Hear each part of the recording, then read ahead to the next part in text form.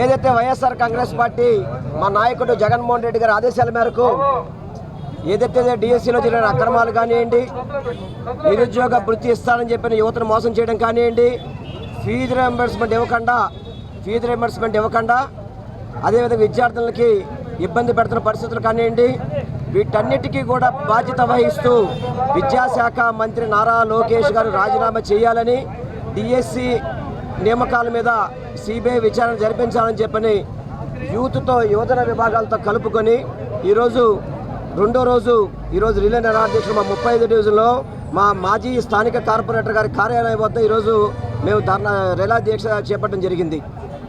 ఎందుకంటే యువత ఎలా వచ్చారంటే ఈరోజు చూడండి, యువత ప్రతి ఒక్కళ్ళు కూడా వాళ్ళ జరిగిన నష్టాన్ని ప్రజలకు తెలియజేసే విధంగా ఈరోజు యువత అంతా కూడా రోడ్డు మీద రావడం జరుగుతుంది.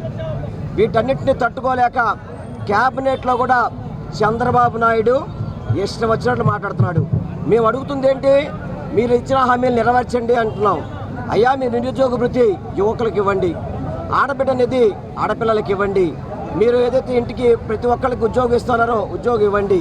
ఇవన్నీ అడుగుతుంటే పక్కన నియోజకవర్గంలో అయితే కనుక స్థానిక ఇన్ఛార్జ్ మల్లాది విష్ణు గారు నాయకత్వంలో దీక్ష చేస్తుంటే టెంట్ పీకేసి ఇష్టం వచ్చినట్టుగా స్థానిక ఎమ్మెల్యే బోండా ఉమా ఒక రౌడీలాగా, ఒక గోండాలాగా ఎక్కడ కూడా ఒక ఎమ్మెల్యే లక్షణాలు ఎక్కడ కూడా బోండా ఉమా అనే వ్యక్తికి లేవు.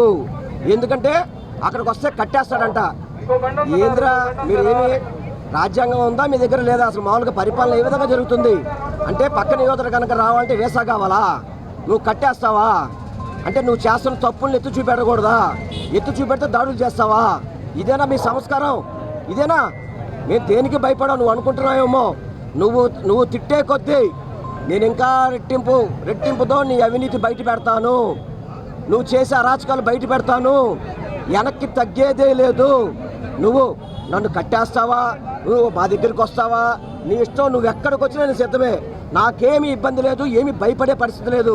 ప్రజల కోసం నేను ప్రాణత్యాగాలు ఇవ్వడానికి సిద్ధంగా ఉన్నాను. నేను మహాత్మా గాంధీ పొట్టి శ్రీరాములు గారి వారి వంశంలో పుట్టిన వ్యక్తిని, నేను వారి యొక్క జాతిలో పుట్టిన వ్యక్తిని. నువ్వు నన్ను భయపెడతావంటే భయపడే వ్యక్తిని అయితే కాదు. నేను దేనికైనా సిద్ధంగా ఉన్నా అని చెప్పిన బోండా ఉమాకి మీ ద్వారా సవాల్ ఇస్తున్నాను నేను.